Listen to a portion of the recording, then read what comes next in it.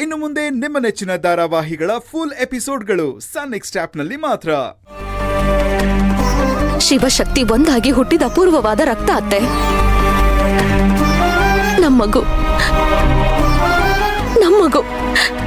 ಅತ್ತೆ. ಅದು ಆಯ್ತು ಸೇವಂತಿ, ಆಯ್ತು.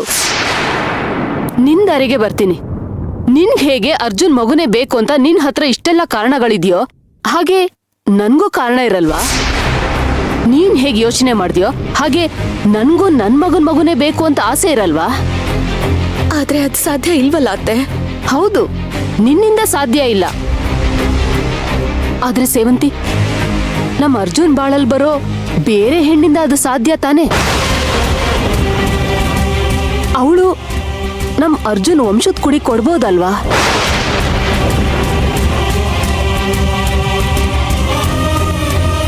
ಅಲ್ಲ ಸೇವಂತಿ, ಅರ್ಜುನ್ ಬೇಡ ಅಂದಿದ ತಕ್ಷಣ ನೀನ್ ಸುಮ್ನಾಗೋಗದ? ಅವನ್ಗೂ ಆಸೆ ಅಂತ ಇರಲ್ವಾ? ಇರುತ್ತೆ, ಆದ್ರೆ ಎಲ್ಲಿ ನಿನಗ್ ನೋವಾಗುತ್ತೆ ಅಂತ ಅವ್ನು ನಿನ್ ಹತ್ರ ಹೇಳ್ಕೊಂಡಿರಲ್ಲ.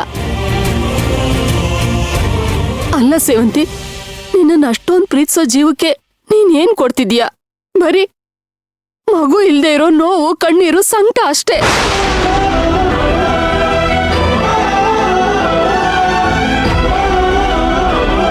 ನನ್ ಮಗು ನನ್ಗೆ ತುಂಬಾ ನೋವಾಗ್ತಿದೆ ಸೇವಂತಿ. ನಾನು ತಂದೆ ಆಗ್ತೀನಿ ಅಂತ ಎಷ್ಟು ಕನಸು ಕಟ್ಕೊಂಡಿದ್ದೆ ಗೊತ್ತಾ?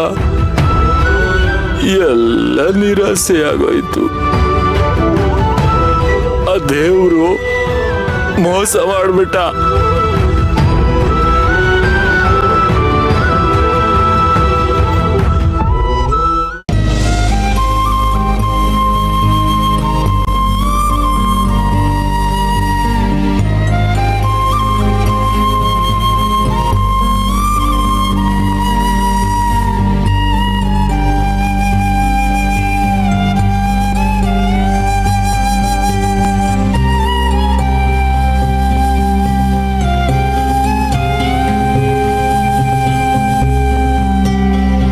ಸೇವಂತಿ, ಇಷ್ಟು ದಿನ ನೀನು ಕಳ್ಕೊಂಡಿರೋ ಖುಷಿನೆಲ್ಲ ನಾನು ನಿನಗೆ ಮತ್ತೆ ತಂದ್ಕೊಡ್ಬೇಕು ಅಂತ ಇದ್ದೀನಿ. ನಿನ್ ಮುಂದೆ ಕೂತು ನಿನ್ನ ನಾನು ಎಷ್ಟು ಪ್ರೀತಿಸ್ತೀನಿ, ನೀನ್ ನನ್ನ ಲೈಫಲ್ಲಿ ಎಷ್ಟು ಇಂಪಾರ್ಟೆಂಟ್ ಅಂತ ಕೂಗಿ ಕೂಗಿ ಹೇಳಬೇಕು ಅಂತಿದ್ದೀನಿ. ಬೇಗ ಬಂದ್ಬಿಡು.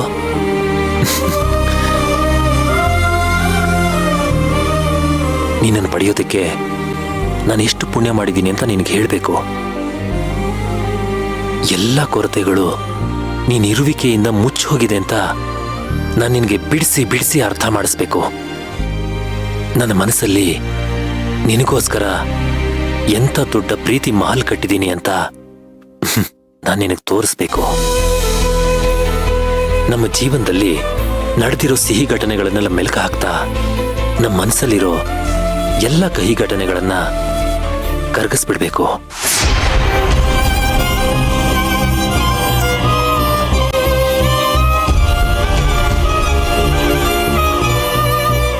ಆ ಕಾಲಚಕ್ರ ಹಿಂದೆ ಹೋಗ್ಬಾರ್ದಿತ್ತ?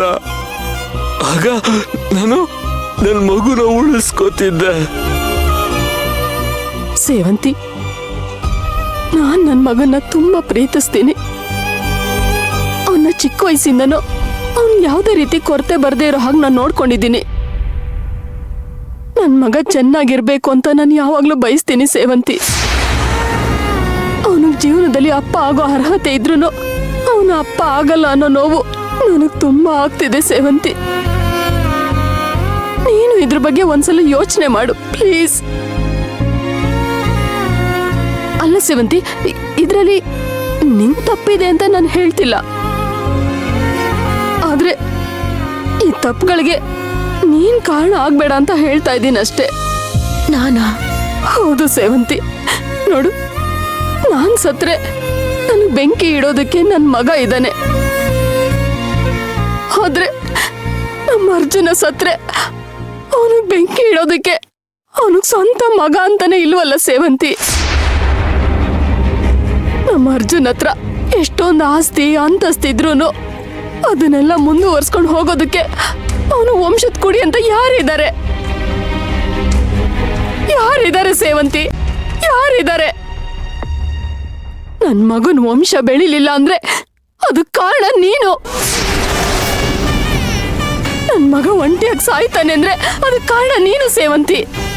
ನನ್ ಮಗನ್ಗೆ ಅನ್ಯಾಯ ಆಗ್ತಿದೆ ಅಂದ್ರೆ ಅದಕ್ ಕಾರಣ ನೀನು ನೀನು ನೀನು.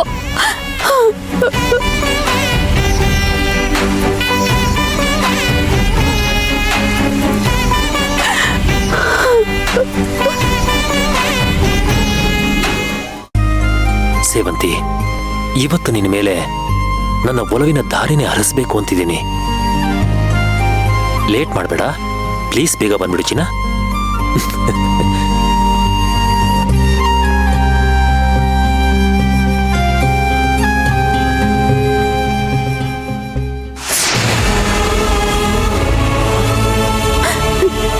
ನಿನ್ ಮನೆ ಬಿಟ್ಟು ಹೋದಾಗ ನನ್ ಮಗಂಗ್ ಇನ್ನೊಂದ್ ಮದ್ವೆ ಮಾಡಿಸ್ಬೋದು, ಅವನ್ ಜೀವನ ಚೆನ್ನಾಗಿರುತ್ತೆ ಅಂತ ಖುಷಿ ಪಟ್ಬಿಟ್ಟೆ.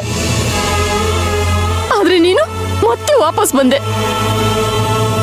ಈಗ ನೀನೇ ಹೇಳು, ನನ್ ಮಗನ್ ಜೀವನ ಸರಿ ಹೋಗ್ಬೇಕು ಅಂದ್ರೆ ನಾನು ಏನ್ ಮಾಡ್ಬೇಕು ಹೇಳು.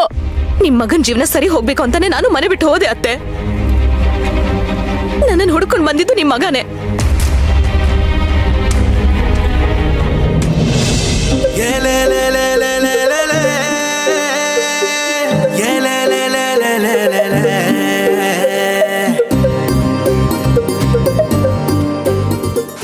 ನೋಡು ಸೇವಂತಿ, ನೀನ್ ಮನೆ ಬಿಟ್ಟು ಹೋಗ್ತೀಯ ಅಂತ ಹೇಳಿದಕ್ಕೇನೆ ನಾನ್ ನಿನ್ ಹತ್ರ ಕ್ಷಮೆ ಕೇಳಿದ್ದು. ನೀನ್ ಮನೆ ಬಿಟ್ಟು ಹೋದ್ರೆ ನನ್ ಮಗ ಮತ್ತೆ ನಿನ್ ಹಿಂದೆ ಸೇವಂತಿ ಸೇವಂತಿ ಅಂತ ಬರ್ತಾನೆ. ಆಮೇಲೆ ನೀನ್ ನನ್ನಿಂದ ಮನೆ ಬಿಟ್ಟು ಹೋದೆ ಅಂತ ಗೊತ್ತಾದ್ರೆ ನನ್ ಮಗ ನನ್ ಜೀವನನು ನರ್ಕ ಮಾಡ್ಬಿಡ್ತಾನೆ. ನನ್ ಮಗನ್ ಜೀವನ ಹಾಳಾಗಿದ್ದಲ್ದೆ ನನ್ ಜೀವನನು ನಾನು ಹಾಳು ಮಾಡ್ಕೋಬೇಕಾ ಹೇಳು? ಅಯ್ಯೋ ದೇವ್ರೆ, ಅತ್ತೆ ನಿಮಗ್ ನಿಜವಾಗ್ಲೂ ನನ್ ಬಗ್ಗೆ ಇಷ್ಟೊಂದು ಅಸಮಾಧಾನ ಇದೆಯಾ? ಸೇವಂತಿ, ನಾನು ನಿಂಗೆ ಮತ್ತೆ ಮತ್ತೆ ಹೇಳ್ತಾ ಇದ್ದೀನಿ ನೋಡು, ನನ್ಗೆ ನಿನ್ ಮೇಲೆ ಯಾವುದೇ ರೀತಿ ದ್ವೇಷನೂ ಇಲ್ಲ. ಆದ್ರೆ ನನ್ ಮಗನ್ ಜೀವನ ಈ ರೀತಿ ಹಾಳಾಗ್ತಾ ಇರೋದು ನನ್ ಕೈ ನೋಡಕ್ ಆಗ್ತಿಲ್ಲ ಸೇವಂತಿ, ಅರ್ಥ ಮಾಡ್ಕೋ. ಅಯ್ಯೋ ದೇವ್ರೆ, ಮನೆ ಬಿಟ್ಟು ಹೋಗ್ಬೇಡ ಅಂತೀರಾ, ನಿಮ್ ಮಗನ್ ಜೀವನ ಸರಿ ಮಾಡು ಅಂತೀರಾ. ನಾನ್ ಮನೇಲಿದ್ರೆ ನಿಮ್ ಮಗನ್ ಜೀವನ ಹೇಗತ್ತೆ ಸರಿ ಹೋಗತ್ತೆ? ಅವ್ರ ಜೀವನ ಹೇಗ್ ಸರಿ ಮಾಡ್ಬೇಕು ಅಂತ ನಂಗೆ ನಿಜವಾಗ್ಲೂ ಅರ್ಥ ಆಗ್ತಾ ಇಲ್ಲ.